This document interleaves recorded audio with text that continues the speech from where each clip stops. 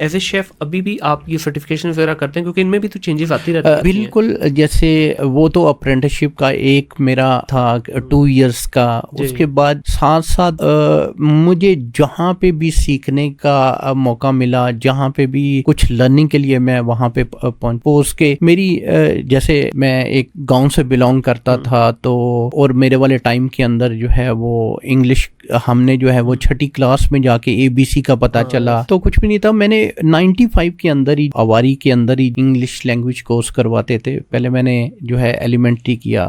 फिर उसके बाद एडवांस का किया, फिर फायर फाइटिंग के कोर्सेज किए, फिर हैसअप के कोर्सेज। जैसे कि अमेरिका के अंदर जब तक आप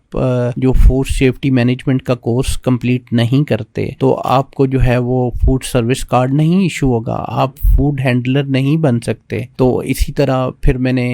SGS से जो है फूड सेफ्टी मैनेजमेंट का जो है वो